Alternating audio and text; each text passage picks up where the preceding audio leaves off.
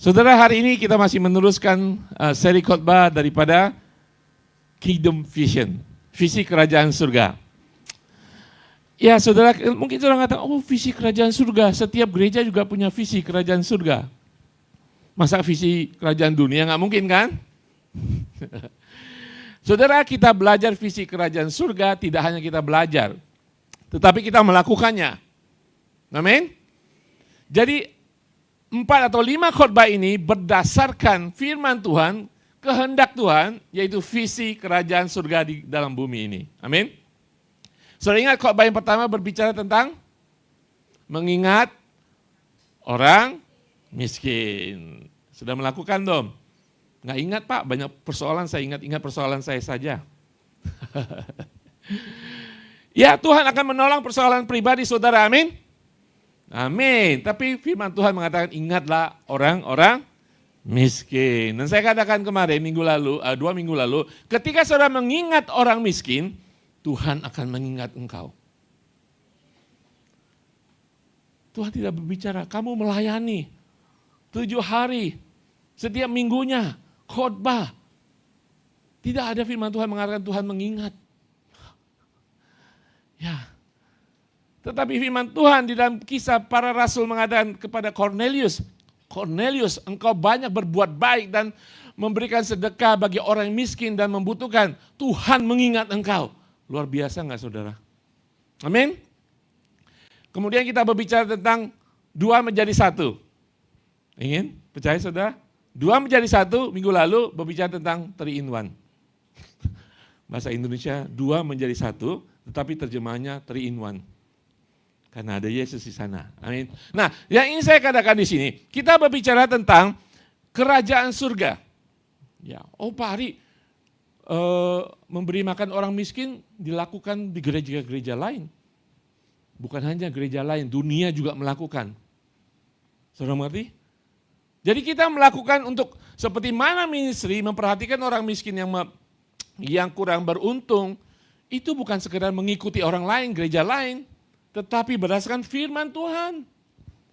Sudah tahu bahwa Tuhan menginginkan kita memperhatikan orang miskin dari perjanjian lama. Ketika Tuhan memerintahkan dalam hukum Taurat, ketika saudara punya sawah, ketika panen, jangan sampai habis-habisan panennya, sisakan yang sedikit-sedikit itu buat orang miskin. Tuhan punya hati buat orang miskin, termasuk diberikan di dalam hukum Taurat, hukum. Tetapi kita tidak mengikuti hukum Taurat, tetapi kita mengikuti hukum kasih karunia. Tuhan memberikan belas kasihan kepada kita untuk memperhatikan orang miskin. Amin. Nah saudara sekalian, berbicara lagi kepada Kingdom Vision ini. Saya jelaskan lagi. Ketika di Taman Eden, Taman Firdaus, itu kerajaan surga bersatu dengan kerajaan bumi, saudara. Kerajaan surga secara fisik bersatu dengan kerajaan bumi. Kenapa Pak Adi bisa ngomong gitu? Karena Adam bisa mendengar suara kaki Tuhan. Kalau sekarang saudara mendengar suara kaki, nggak ada orangnya, suara kabur kan? Perjanjian di Taman Firdaus, Adam bisa bersekutu dengan hadirat Tuhan. Bukan hadirat Tuhan ketika saudara menangis, ada hadirat Tuhan. Tidak. Secara fisik Tuhan datang bersekutu dengan Adam pada hari sejuk di sore hari. Itu kerajaan surga bergabung bersatu dengan kerajaan bumi sampai pada kejatuhan manusia. Nah, sebelum kita maju. Pada waktu itu kerajaan surga bergabung dengan kerajaan bumi, apa yang terjadi di sana? Tidak ada kemiskinan saudara. Tidak ada kemiskinan. Hei Adam dan Hawa, makan semua buah di taman itu kecuali 1 doang. Dari sekian ribu macam pohon yang ada, makan. Tinggal petik. Sekarang saudara, ngilernya apa? Durian kan? Durian mahal sekali. Di sana durian gratis saudara. Karena tidak ada kemiskinan. Yang satu lagi nih, di sini kaum wanita semua. Di sana tidak ada penuaan. Tidak ada penuaan saudara. Sekarang saudara takut, umur saya sudah kepala 4, barusan 41. Udah takutnya. cari di Google, cari beli online, segala sesuatu untuk dempul-dempulan. Takut tua, di sana nggak ada tua, saudara. Bahkan ketika sudah kejatuhan manusia, saudara lihat, orang-orang di awal itu hidupnya ratusan tahun. Tidak ada penuaan. Tidak ada sakit penyakit.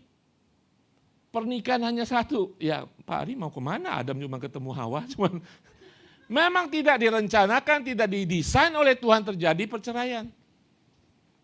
Pernikahan terjadi di sana. Abadi adanya.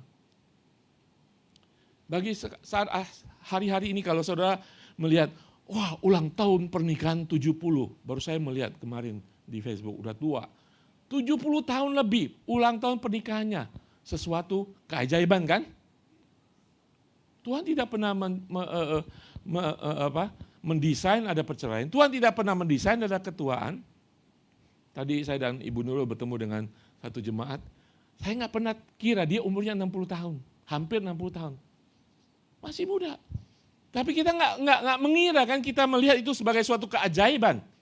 Ya kan? Wah, umurnya sudah 60, tampangnya masih 30. Suatu keajaiban. Tetapi saudara saya katakan di Taman Eden sebelum kejatuhan itu hal biasa. Makanya ketika kejatuhan, iblis mengambil semuanya. Kerajaan Allah berpisah dengan kerajaan bumi. Amin. Saudara pernah membayangkan di Taman Firdaus, Adam, Hawa bermain-main dengan singa dan buaya dan beruang? Sekarang saudara berani? Kalau saudara ke kebun binatang, beruang, singanya di alam bebas. Saudaranya ini kerangkeng. Betul kan?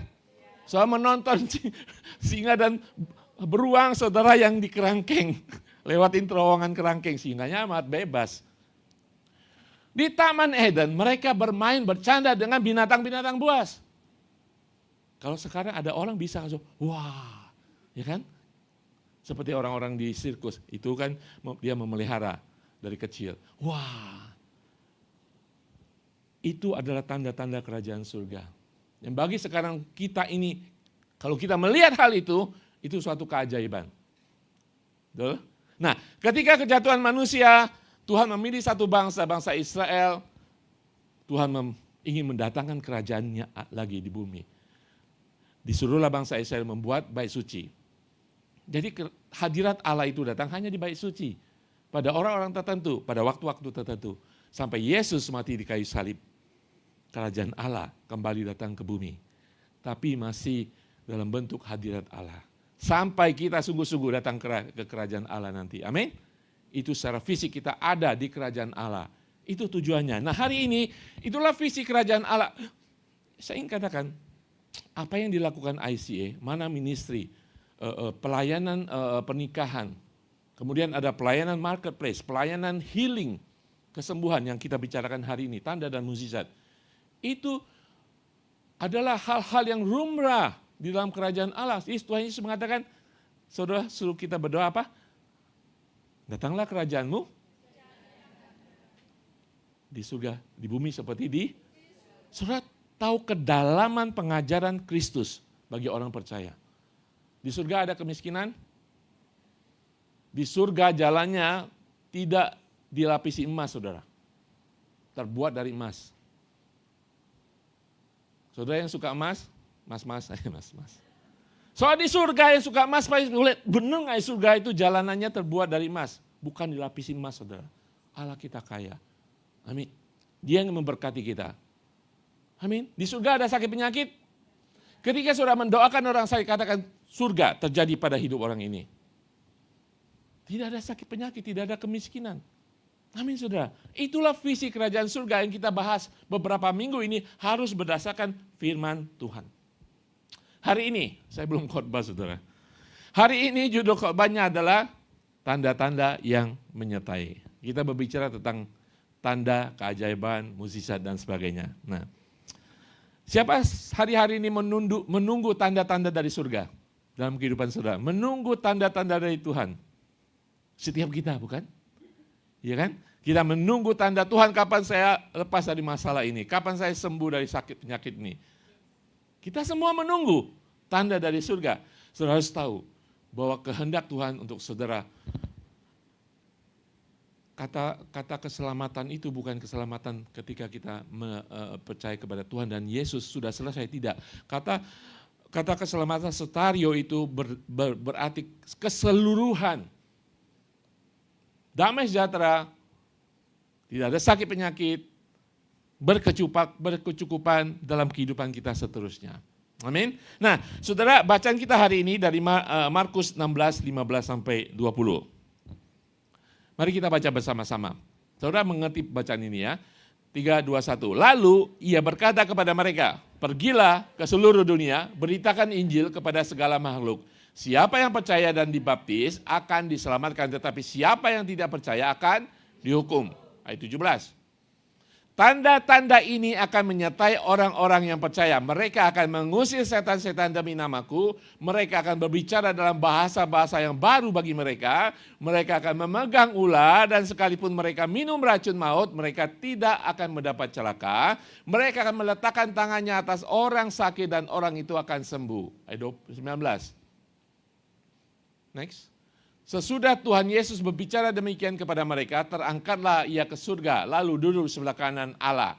Mereka pun pergilah memberitakan Injil ke segala penjuru dan Tuhan turut bekerja meneguhkan firman itu dengan tanda-tanda yang menyertai. Ya, hari ini tanda-tanda yang menyertai. Saudara, saya ingin bertanya, saudara percaya tanda mukjizat mengikuti orang percaya? Apa tanda dan mukjizat hanya terjadi di KKR kesembuhan? Banyak daripada orang Kristen hanya percaya tanda dan kesembuhan, pemulihan hanya terjadi ketika ada pendeta besar melakukan KKR. Tidak, saudara.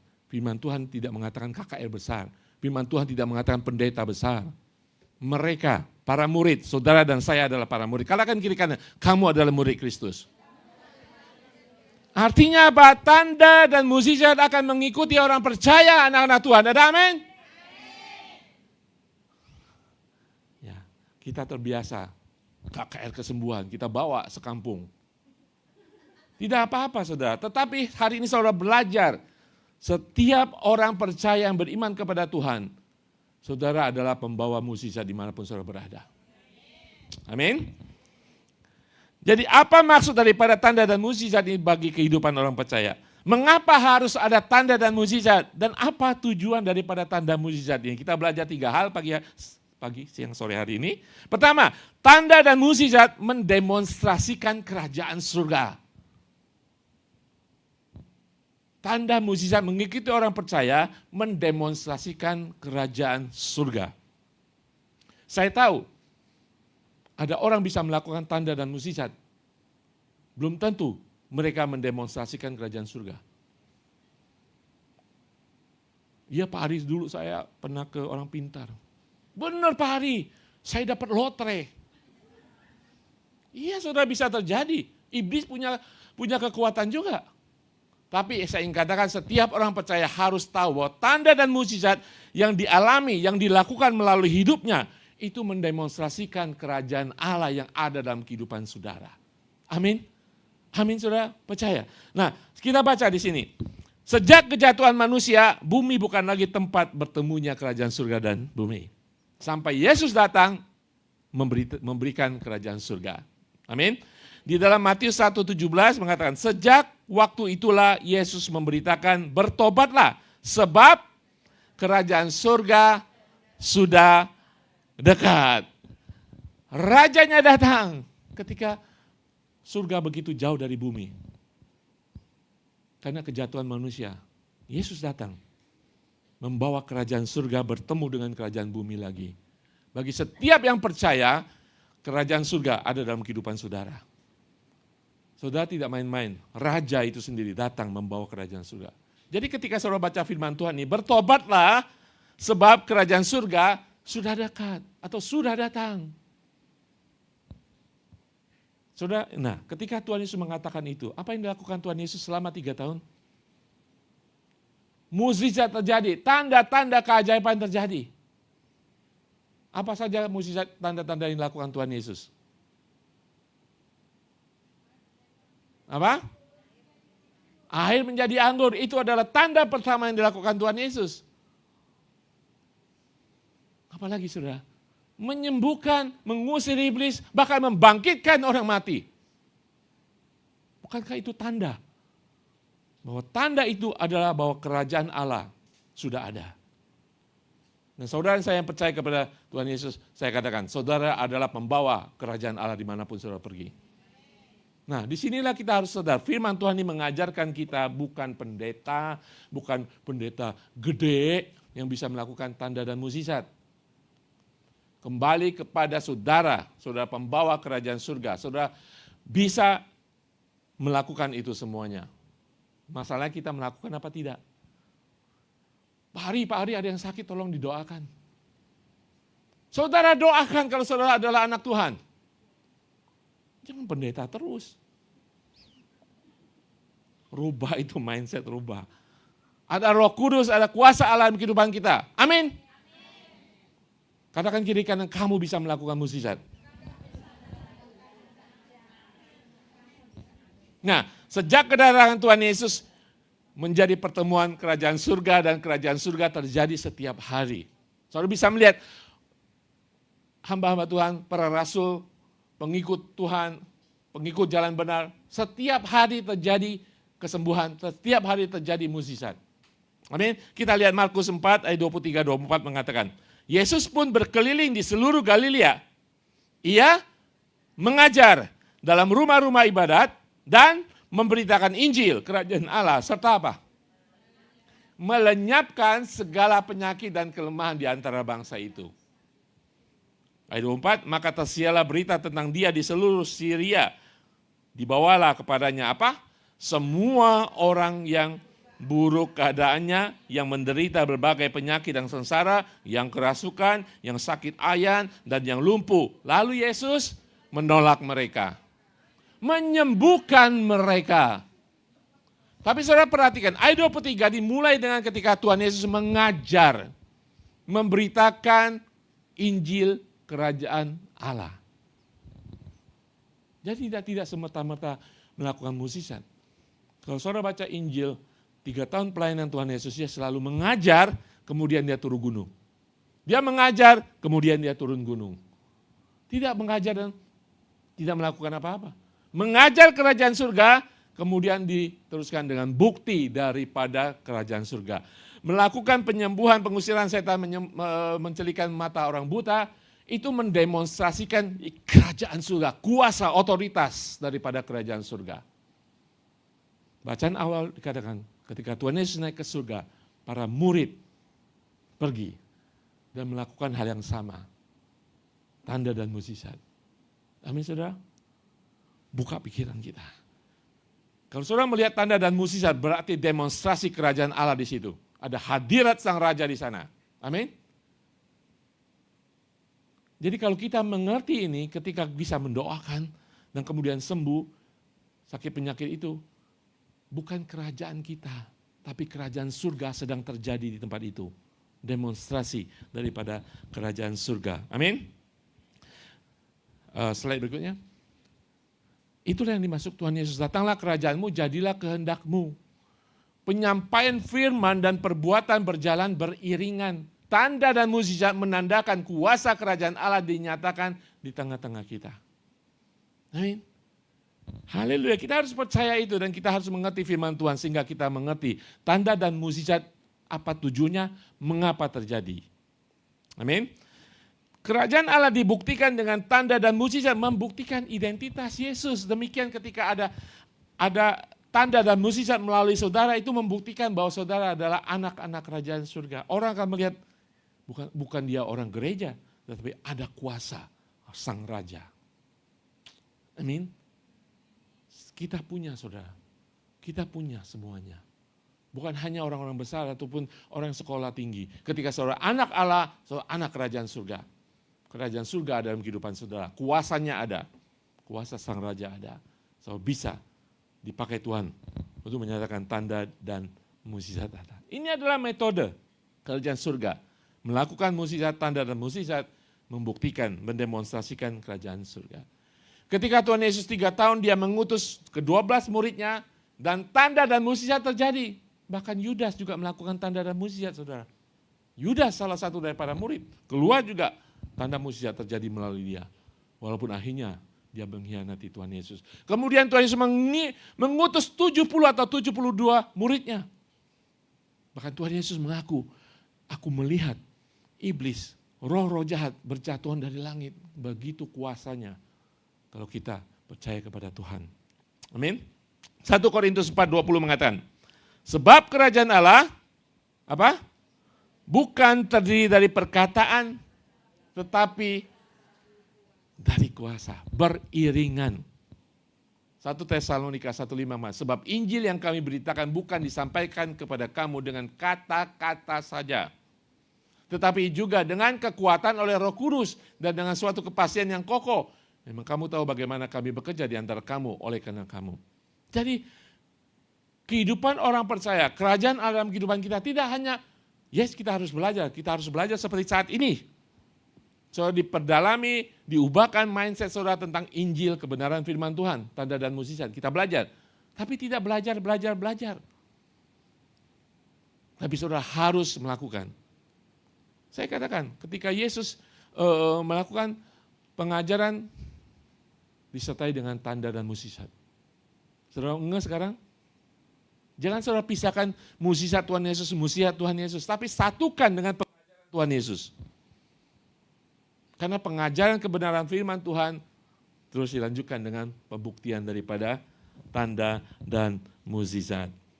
Tanda dan mukjizat menyertai orang percaya, ada amin?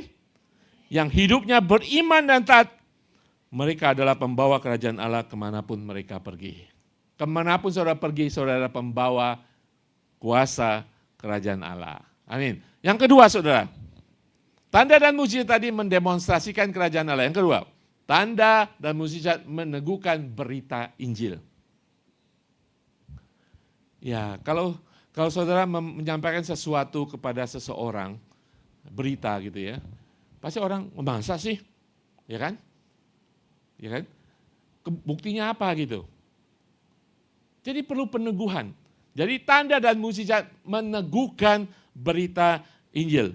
Nah kita baca lagi Markus 16, 19, 20 tadi mengatakan, sesudah Tuhan Yesus berbicara dengan demikian kepada mereka, terangkatlah ia ke surga lalu duduk di sebelah kanan Allah. Nah perhatikan ayat 20. Mereka pun pergilah memberitakan Injil ke segala penjuru. Dan Tuhan turut bekerja dan meneguhkan firman yang mereka sampaikan, kebenaran kerajaan Allah, Injil, kabar baik, meneguhkan firman itu dengan tanda-tanda yang menyertai. Seiring saudara. Jadi tanda dan mukjizat meneguhkan berita Injil.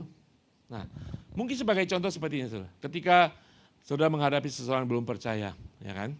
Saudara menyampaikan firman Tuhan. Saya ingin menyeberangkan bahwa Yesus adalah Tuhan dan Juru Selamat kan? Mungkin saudara katakan, saudara kutip satu ayat, Yesus adalah jalan, kebenaran, dan hidup.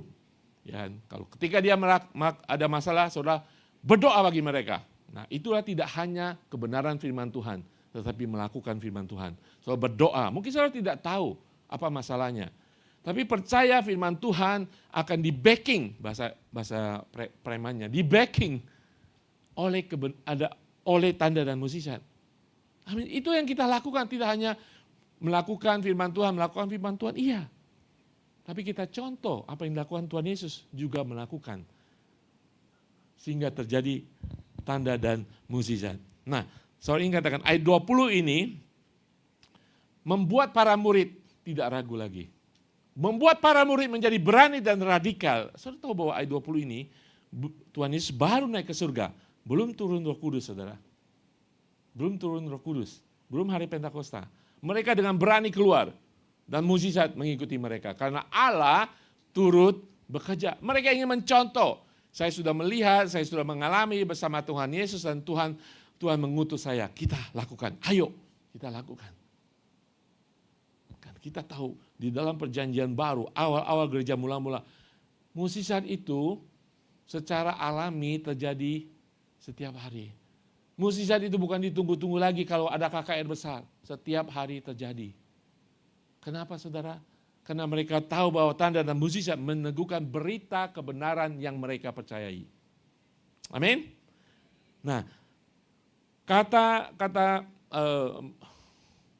pergilah beritakan Injil ke segala penjuru. Mereka pergi. Tuhan turut bekerja. Turut bekerja itu dalam bahasa aslinya itu adalah sunergeo. Kita dapatkan kata sinergi.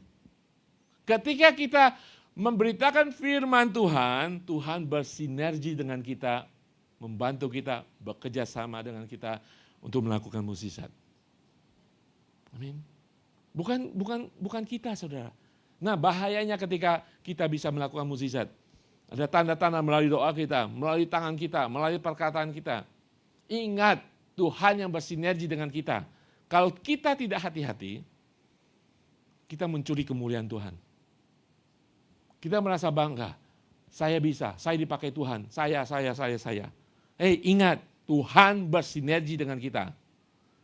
Jadi dari dulu saya tidak pernah mencari pendeta besar untuk kesembuhan. Saya percaya Tuhan ingin menyembuhkan saya, Tuhan akan melakukan. Dan saya ingin seberangkan hari ini, saudara ada kerajaan Allah, ada kuasa yang akan menyertai saudara. Tuhan akan backing saudara dengan tanda dan mukjizat.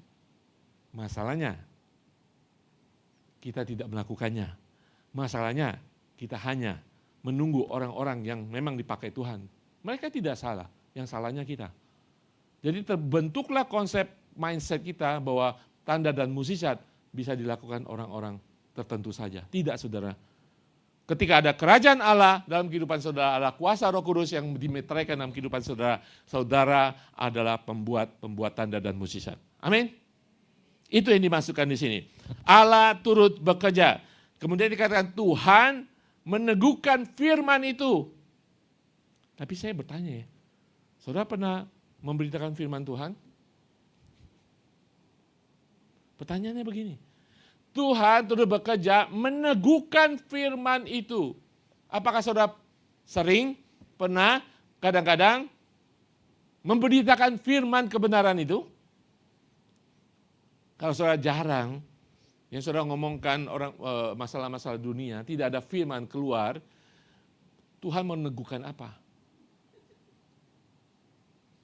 Kalau kutuk, penghakiman yang keluar dari mulut saudara, gosip yang keluar dari mulut saudara, tidak ada kebenaran, Tuhannya kabur.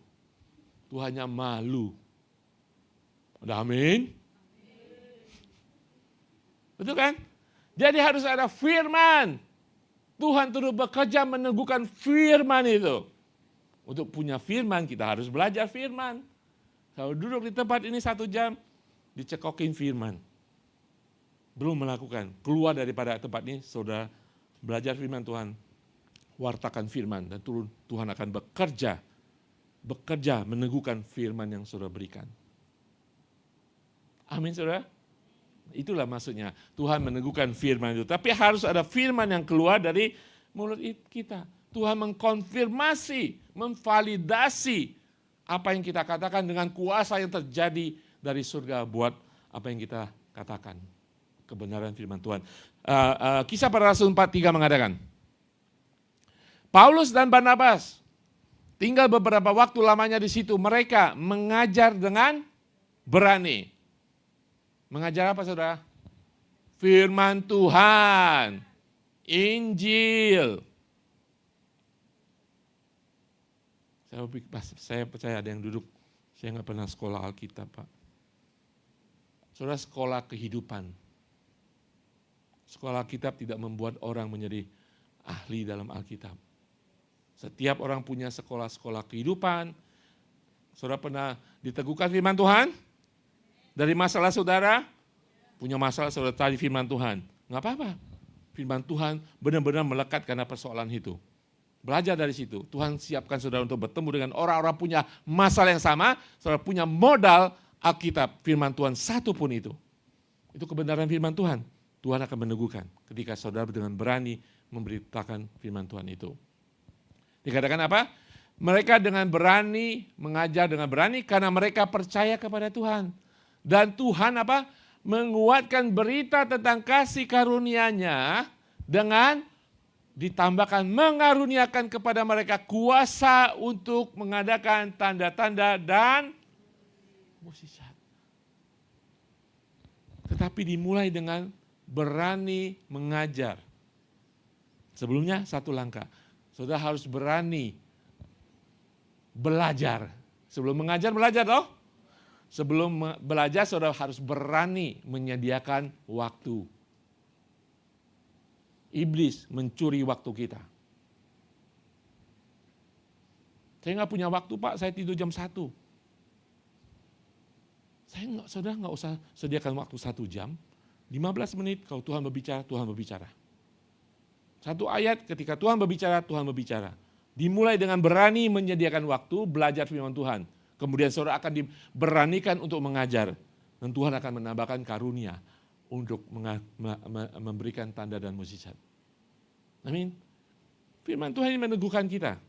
Jadi jangan tunggu-tunggu orang lain. Dia aja Pak. Jangan sekolah kitab. Tidak. Setiap kita. Tapi harus berkorban waktu untuk belajar firman Tuhan. Sehingga saudara mengerti firman Tuhan. Dan saudara akan berani menyampaikan firman Tuhan. Disertai dengan tanda dan keajaiban. Oke. Poin ketiga. Tanda dan mukjizat menunjuk kepada siapa? Kristus. Kadang-kadang jemaat atau orang percaya, tanda dan mukjizat itu kita hanya melihat orangnya. Mengerti maksud saya? Oh ada KKR hari ini. Mukjizat kesembuhan. Siapa? Pendeta A ya enggak? Oh dia pendeta luar biasa. Ayo kita pergi ke sana. Yes, kita mau mendapat kesembuhan. Orang itu dipakai luar biasa. Tapi dasar dari pemikiran kita, tanda dan mukjizat harus menunjuk kepada Kristus. Saudara kalau mau kemana? Syaukewan. Ada tanda pelang. Syaukewan. Terus saudara peluk tiang itu. Saya sudah sampai Syaukewan. Di sana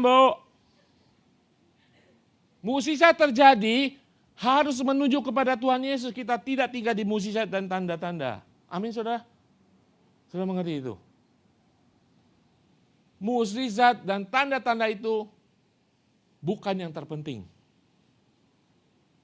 Makanya banyak orang lari daripada Tuhan karena mereka hanya mencari tanda dan mukjizat. Mengapa? Karena banyak paradigma mindset yang salah di dalam gereja. Tanda dan mukjizat harus menunjuk kepada Kristus. Kenapa saudara? Pamungkasnya adalah keselamatan. Seluruh kingdom mindset ini, visi kerajaan surga ini adalah keselamatan. Memberi makan orang miskin bukan karena kita kaya, karena kita ingin dia menerima keselamatan. Amin. Tanda dan mukjizat menuju kepada Kristus membawa orang kepada keselamatan. Kalau saya hanya bagikan beberapa. Kisah para rasul hari Pentakosta, para murid yang menunggu kemudian dibaptis dengan kuasa Roh Kudus. Petrus berdiri menyampaikan firman Tuhan. Dia hanya mengutip dari kitab Yoel, saudara. Berapa orang bertobat? 3.000. 3.000 orang bertobat. Ada satu cerita dalam Petrus membangkitkan seorang murid bernama Tabita dari kematian. Apa yang terjadi? Hal itu diketahui seluruh kota Yope dan banyak orang percaya kepada Tuhan. Mukjizat terjadi harus mengiring orang kepada Kristus. Bukan kepada saya. Nah inilah ketika saudara dipakai Tuhan hari-hari ini. Jangan bangga saudara. Karena Tuhan turut bekerja. Ada maksud tujuan Tuhan untuk mengarahkan orang kepada Kristus. Untuk menerima keselamatan. Amin. Yesus bahkan ketika pelayanan di bumi, bertemu dengan wanita Samaria di sumur, dia melakukan sesuatu mukjizat. Apa yang dilakukan Tuhan Yesus satu mukjizat? Dia mengatakan istrimu, suamimu yang sekarang ini bukan suamimu kan? Itu kata-kata hikmat. Wanita itu, kamu tahu Dia tahu siapakah orang ini, ada kuasa, ada otoritas. Dan dia percaya Yesus adalah Mesias. Dan apa yang terjadi? Tanda dan mukjizat bukan kesembuhan. Tanda dan mukjizat wanita ini terima bahwa Tuhan memberikan kata hikmat, kebenaran bahwa dia yang suaminya itu bukan suaminya, dia ceritakan kepada seluruh kota Samaria dan banyak orang percaya kepada Tuhan Yesus. Dan Tuhan Yesus harus tinggal di kota Samaria, padahal dia cuma mau lewat, mengajar. Amin. Jadi tanda dan mukjizat harus menunjuk kepada Tuhan Yesus. Amin. Nilai tertinggi dari tanda dan mukjizat adalah ketika sebagai hasilnya orang-orang percaya dan menerima Yesus sebagai juru selamat dan dilahirkan kembali di dalam keluarga Allah. Inilah mukjizat yang paling besar. Amin. Keselamatan adalah mukjizat yang paling besar. Mukjizat kesembuhan, orang mati dibangkitkan, itu membawa orang kepada mukjizat yang lebih besar. Kehidupan kekal, keselamatan. Jadi tanda dan mukjizat. Ingat saudara, itu harus menunjuk kepada Kristus, bukan kepada kita. Ingat, tanda dan mukjizat terjadi tetapi bukan yang paling penting. Jangan sampai mengejar tanda dan mukjizat. Kita tidak mengejar tanda dan mukjizat, kita mengejar Sang Pemberi mukjizat. Amin. Tanda serta keajaiban harus selalu menunjuk kepada pribadi Kristus dan menghasilkan keselamatan kekal. Tanda dan mukjizat tujuannya selalu mengarahkan orang kepada Tuhan dan juru selamat mereka, yaitu keselamatan mereka. Saudara tahu Zakius? Saudara kenal Zakius? Kita tahu di ujung daripada ceritanya Zakius dan keluar seluruh isi rumahnya diselamat. Kenapa saudara? Karena dia tahu tanda dan mukjizat yang dilakukan Tuhan Yesus. Dia ingin melihat Tuhan Yesus. Dia ingin mencari Tuhan Yesus. Dia tidak mencari mukjizat, dia ingin tahu ini orang siapa ini. Tuhan Yesus datang ke rumahnya, terjadi kesembuhan dan pemulihan dan keselamatan di dalam keluarganya. Amin saudara. Itu yang terjadi kalau kita melihat pemberi mukjizat, bukan hanya mukjizatnya saja. Saya paling suka cerita ini saudara. Rasul Paulus ketika disuruh melemparkan jala setelah semalam tidak dapat apa-apa. Tuhan, dia kata bukan Tuhan, dikatakan Tuhan, guru, semalaman kami menebar jala tidak mendapat apa-apa. Saya ini dalam hatinya, saya ini kan profesional nelayan. Seumur hidup saya, kakek saya bisnisnya nelayan memang sudah di Danau Tiberias. Dia tahu seluruh seluk-beluk daripada Danau Tiberias. Tapi dia katakan, Tuhan, karena engkau katakan kami lakukanlah, ayah bolehlah. Disebarlah jala. Naiknya apa? Dia kembali kepada Yesus, dia tidak katakan Tuhan lagi. Dia katakan Tuhan. Mukjizat terjadi membawa orang melihat Yesus sebagai Tuhan dan Juru Selamat. Amit-amit jangan melihat kita saudara, jangan sampai melihat kita. Kenapa saudara? Karena tanda dan mukjizat sesuatu yang sangat-sangat dicari orang-orang hari-hari ini. Padahal sudah terjadi di Taman Eden. Saudara yang membawa kerajaan Allah ada mukjizat dan tanda-tanda dalam kehidupan saudara. Lakukan itu dan beri kemuliaan bagi Tuhan kita. Amin. Semuanya harus kembali kepada Yesus. Semua harus mengarah kepada Tuhan Yesus. Jangan sampai orang mengejar kita.